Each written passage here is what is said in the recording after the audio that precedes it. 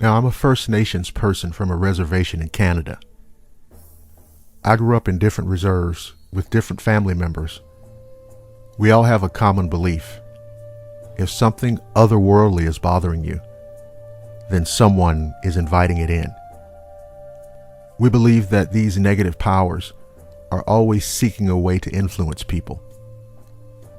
Anyhow, this happened when I was about 7 years old. My sister and I were visiting our grandparents' house. The adults decided to go to bingo, and they got the eldest cousin to babysit everyone. His name was Corey, who was at the time 16. Now, my grandparents' home has a few trees around the property that they planted, and outside of that is a mile of straight field that they use for farming. We were outside all day there. My cousin Corey was sitting on the patio as we were all jumping on the trampoline, and he was watching us. I went inside, and when I came back out, I jumped up on the edge of the patio to jump off onto the trampoline. My sister, who was 5 at the time, and my other cousin, who was also 5, were already on the trampoline, and they stood in my way.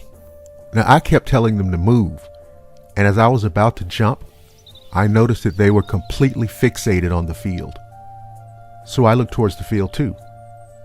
There were 2 strange figures coming towards our location. The field is about a mile long, like I said, but you could see 2 huge black things kind of hopping, coming down the field. They would come up and then down, like a snake taking a peek, and their movement was in perfect unison. I called out to Corey and pointed towards the field, and he told us all to get inside the house and lock up because he didn't know what the hell they were. So we did as we were told. I don't remember much after going in, but it was like I just came out of a trance and started crying. My sister was beside me crying, and my other cousin Charlene, who was about 11 at that time, was also crying, holding my little cousin Cass. I got up to go to the front door, and Corey was running back in. He said those things were circling the house, and he was trying to run across the road to the neighbors. Now, for whatever reason, the phone had just stopped working, and it was just a bunch of kids in a house. I went back to the couch to sit with my sister so we could comfort each other. When I got to her, she told me to look at the window, so I did. And those things were looking in. They had their hands against the window as they peeked in. Now here's the crazy shit. They looked like crocodiles, but also strangely human. I mean, they didn't have the extended snout of a crocodile. They had 5 fingers, but they weren't human fingers. They had long nails with crocodile-like skin and walked standing upright. They had like this long black cloak or something on.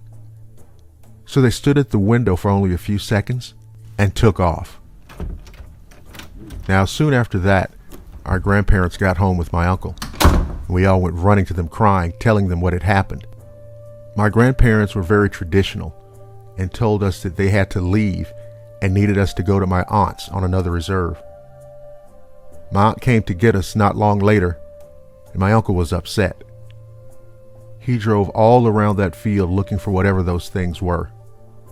But when we jumped into my aunt's old van to go to her house, we saw those things behind our grandparents' house running south. You know, at one point, I tried to convince myself that the whole damn experience was just a dream. But I was just bullshitting myself. Over the years, I would bring it up at family gatherings, and everyone who was there at the time would recall the events of that terrifying night.